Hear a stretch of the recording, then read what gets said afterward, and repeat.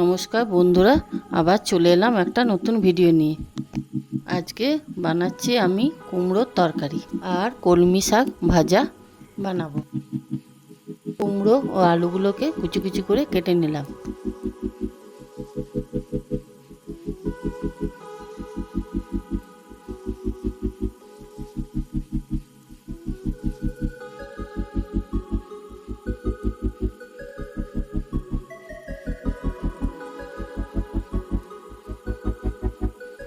কলমি শাকগুলোকে কুচি কুচি করে কেটে নিলাম।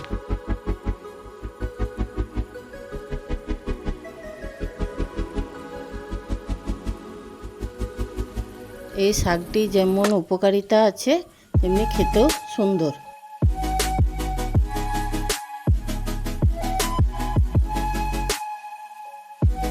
আমি তেল দিলাম। তেল দেওয়ার পরে আমি একটু চিনি দিলাম। চিনি দেওয়ার পরে একটা শুকনো লঙ্কা, একটু জিরা দিয়ে দিলাম। জিরা দেওয়ার পরে এবারে আমি কুমড়ো আলুগুলো ছেড়ে দিলাম।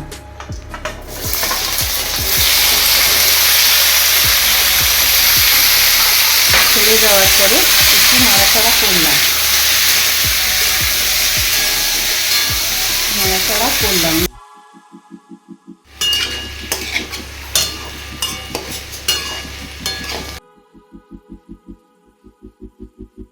একটু হলুদ দিলাম।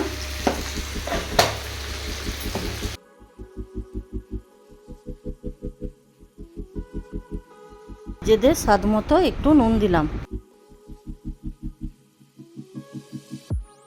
এবারে আমি জিরা আদা লঙ্কা বাটা দিলাম,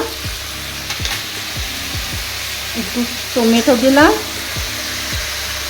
সোয়াবিনটাকে গরম জলে ভিজিয়ে রেখেছিলাম, সেই সোয়াবিনটা দিলাম। একটু ছোলার ডাল দিলাম। দেওয়ার পরে সবজি মশলা দিলাম। সবজি মশলা দিয়ে আমি একটু নাড়াচাড়া করব।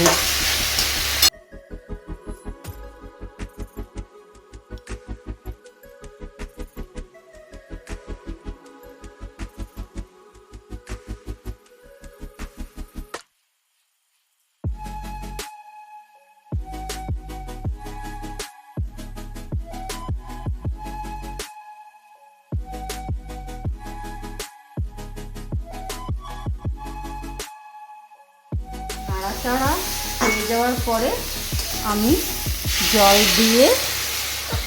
দিয়ে সবজিটাকে ঢেকে ফেললাম। খুলে দেখলাম কুমড়ো সবজিটা আমার কমপ্লিট হয়ে গেছে।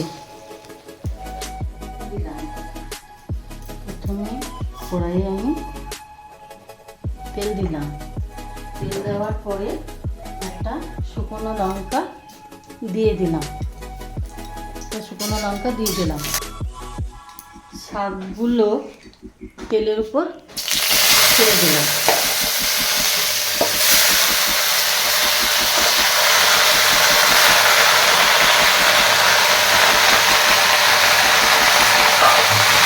তারপরে আমি নাড়াচাড়া করতে লাগলাম।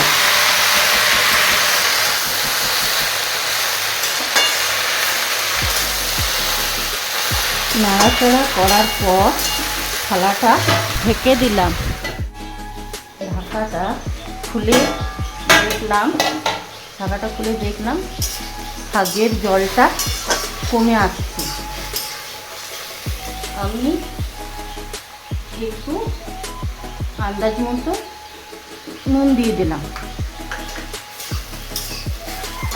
আর তার সাথে একটু বাদাম ভাজা ছড়িয়ে দিলাম।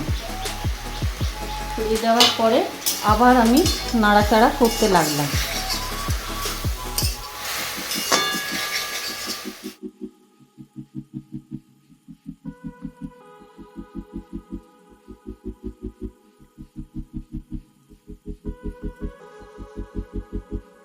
করার পরে থালাটা আমি আবার ঢেকে ফেললাম।